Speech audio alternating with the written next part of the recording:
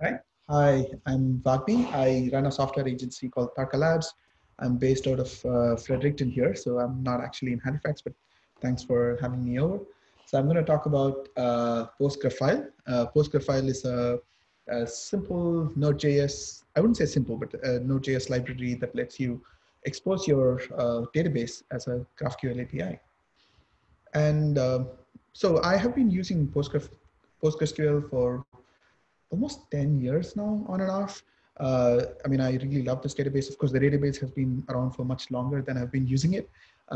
It's almost a boring RDBMS. There's no fancy NoSQL or a big data here, but it's actually quite powerful.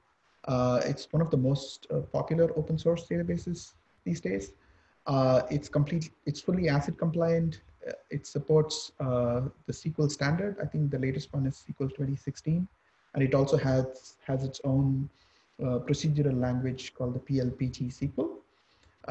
It has a lot of nice complex data type supports like JSONB or like TS vectors, which stand for text search vectors, or if you want to do like key value based store using headstore arrays and all that kind of stuff. So it's not just a simple scalar value store. So it can do a lot more. And I mean, it's infinitely extensible. Like for example, if you want to do bcrypt on your database to hash and store your passwords, that can be done with the PG crypto extension. Or if you want to do like GIS features, like you want to find out the distance between 2 points, or find the shortest path and all that, that can be done with PostGIS. If you want to turn it into an analytics store, then you can use column stores extensions, which can then add column support on it. So it's actually quite interesting. And GraphQL is essentially a data API specification. So it was created at Facebook, and later it's now a separate foundation of its own. And the beauty is that you define what your schema is going to look like, and you let the server then write resolvers for giving you the data that the client requests for. And the best part about it is the API is self-documenting. So you have a whole bunch of tools that you can build directly on top of it. In fact, so I was looking for what should I put for GraphQL, and I thought graphical is probably the best example for this, right? You could ask for a particular query, and then you can get exactly the shape of the data that you want. And essentially, so now that you have a data API which has a schema, and then you actually have a database backend which can be introspected, then I mean it's quite obvious that you would want to combine these two and expose your database as a GraphQL layer. It might seem a little too simplistic, but trust me, it works. So the whole idea of this talk is that by the end of this talk, you'd want to try this out. So the premise of Postgraphile is that you should run one command pointed at your Postgres database, and you should have a usable GraphQL schema. The schema that's generated by Postgraphile is relay compatible. So relay is yet another layer that's built on GraphQL that has an opinionated view on how to structure your GraphQL schema itself. So it has connections. The connections then lead to nodes, and those nodes have globally unique identifiers, and so on and so forth. So by default, the schema that Postgraphile generates is relay compatible.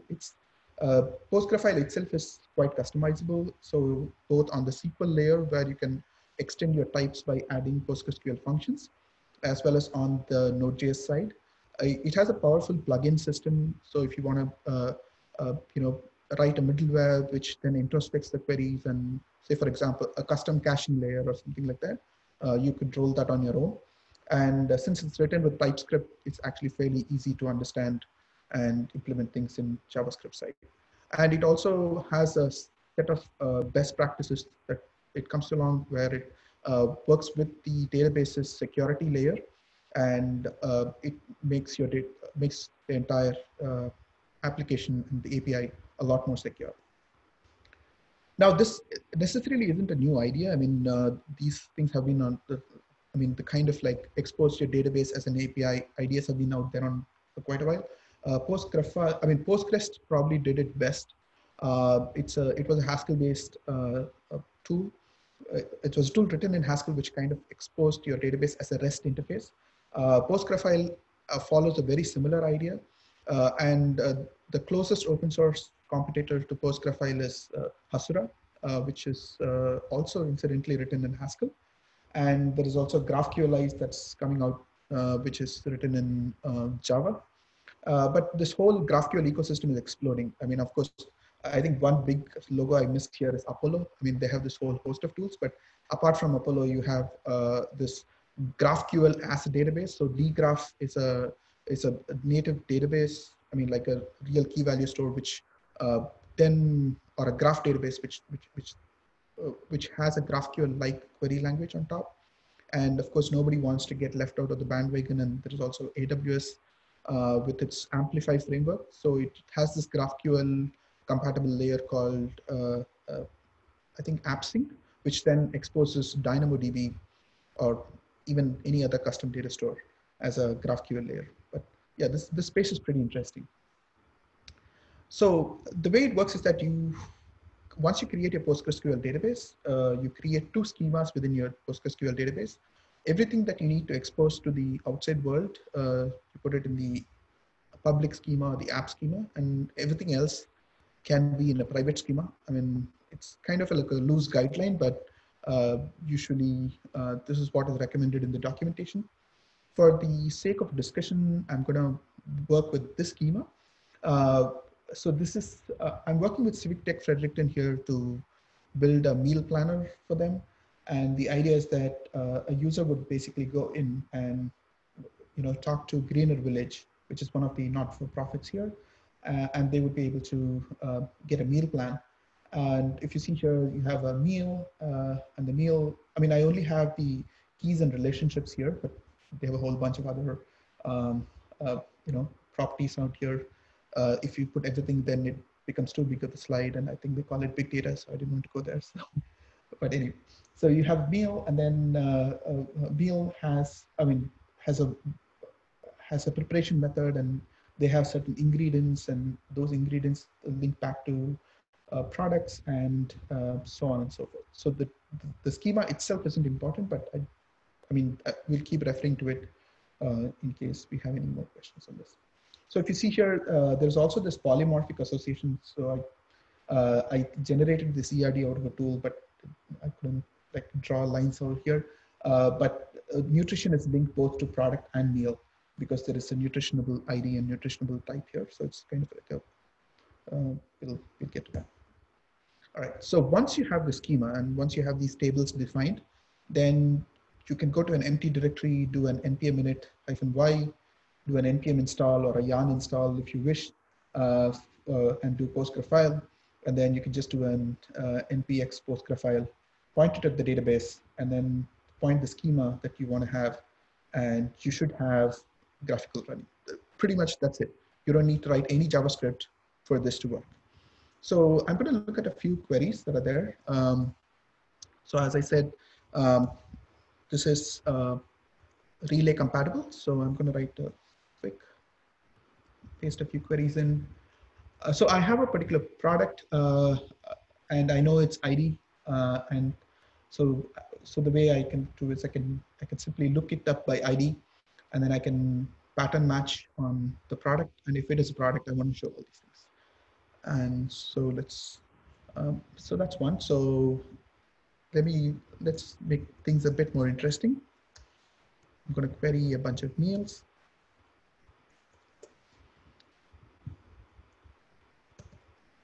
And if you see here, most of these are reflected from the database. So a meal has many measures, and each one of these measures has these products, and that's how these link works. So as you can see, I'm able to query the nodes. Query the meals, and I can expand to the nodes. I can get to the measures, and so on and so forth.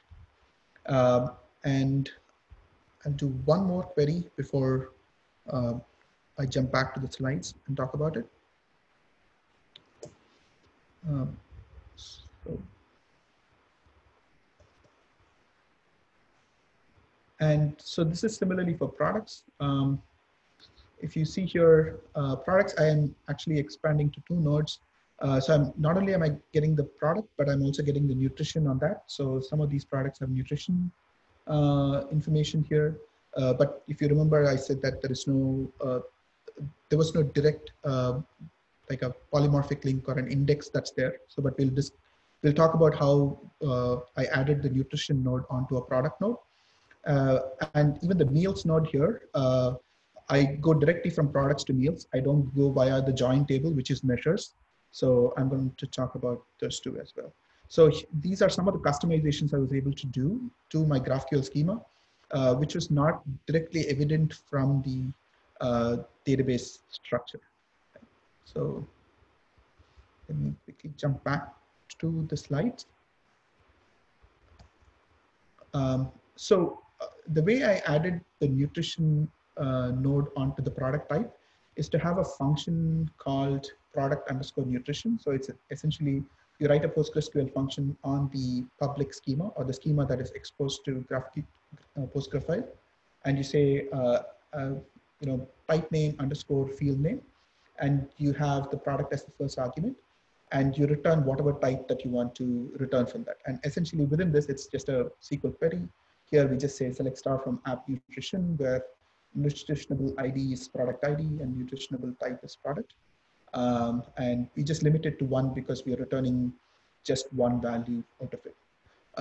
Now, if you notice, I also did so this basically takes care of this nutrition. But this, I also do meals. And if you see meals, it's a connection. And you could do all the relay specific stuff, like, the after, the before, and page info and all that stuff, right? So let's see how that works. In order to achieve that, so go back to the present mode. In order to achieve that, I simply had to, pretty much do the same thing, but instead of returning just an app.meal, it returns a set of app.meal. So this basically allows me to paginate through those and have those cursor support and all those kind of things. Now, I mean, if you have to write code for all these resolvers and do all these kind of things, it's kind of a big pain, but most of the automated stuff gets taken care of. So I'm going to talk a little bit about the security model now. I'm almost out of time, but just bear with me for a moment. Right. So you can write functions here as long as they are not a stable function. They basically get exposed as mutations. And login is one such function that we have written. So given a username and a password, it returns a JWT token. So let me take that into my headers section. And let me write another query to get the current user.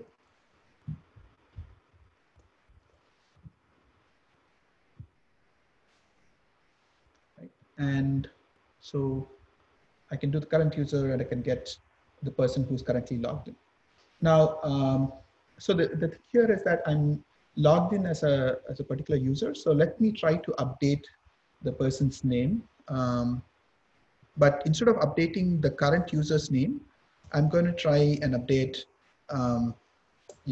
some other user's name, right? So this is your typical sort of like a security layer that we want to do. So the current user's row ID is 5, but I'm trying to update the row ID 4, and I'm going to say,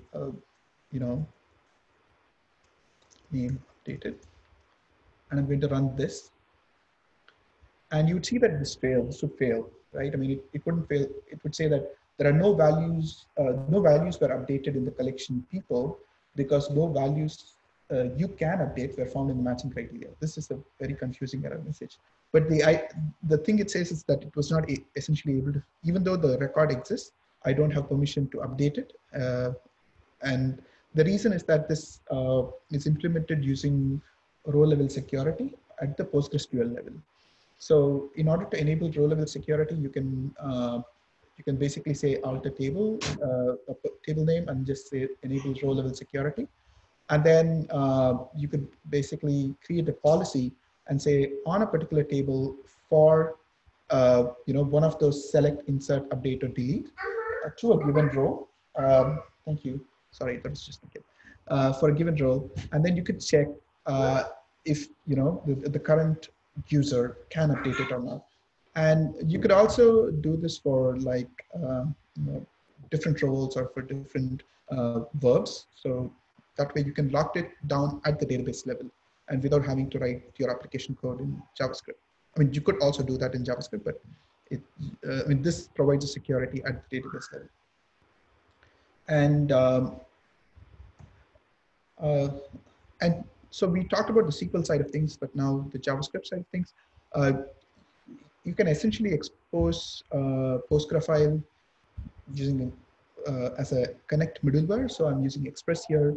I can basically do an app.use Postgraphile using those options that I have, and I can just do an app.listen. Pretty much, this is all the code that you need to launch Postgraphile as a middleware. So that means that if you want to mix your other routes, or if you want to have other Express middleware with your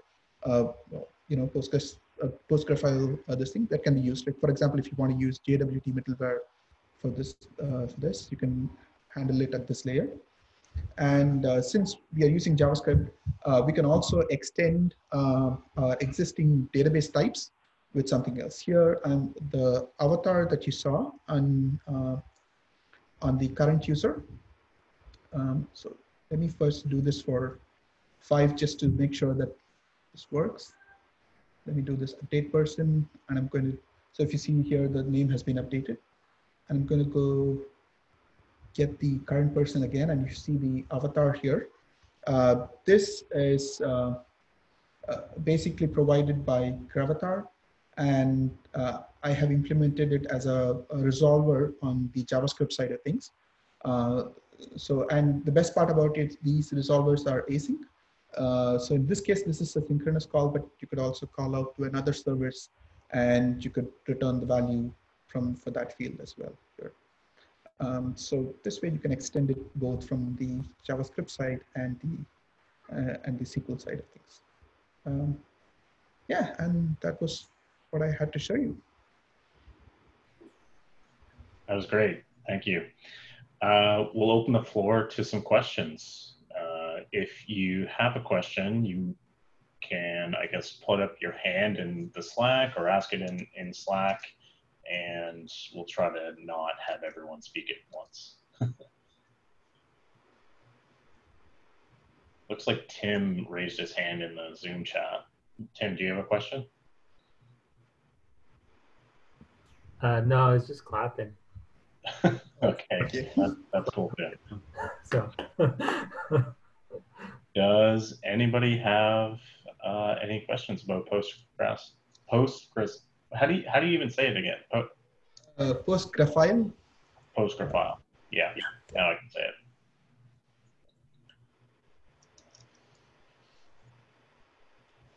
I think Mike's got a question down there. I do. Thank you. I was just looking at this over the weekend, and I was wondering, I've seen how you have the like row level security to check for to gate so that only the author may create something.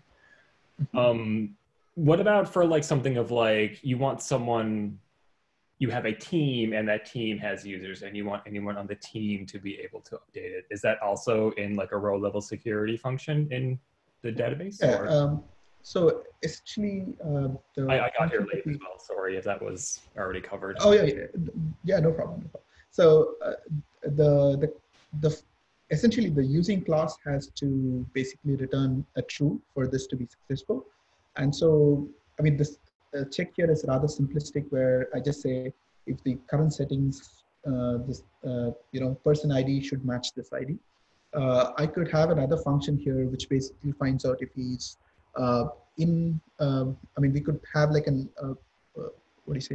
role-based authorization, or sort of a attribute check that we could do here to do that. So, I mean, these could be fully functional. I mean, this could be like full-blown PostgreSQL functions out here. So, I mean, sky's the limit as far as complexity is concerned. The only thing that you'd have a trade-off with is like performance, because this is going to run for every update.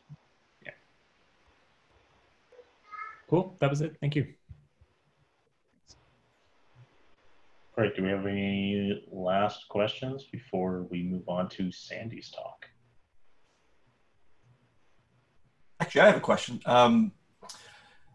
Are there any tools for being able to, like, is there the equivalent of an explain statement for some of these to find out where the... That's an excellent question. So, yes.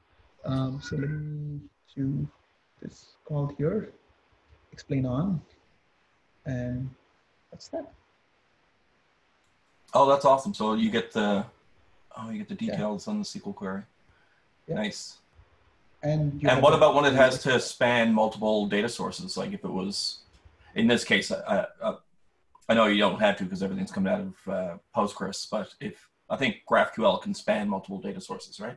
That is correct. That is correct. So here, the explain is only at the database level. Like for example, here you have the avatar that gets built here. Now that is not explained. It only shows the JavaScript part of the equation. It doesn't show the. I mean, you'd have to work with other sources, maybe at the resolver level, to have some metrics out there.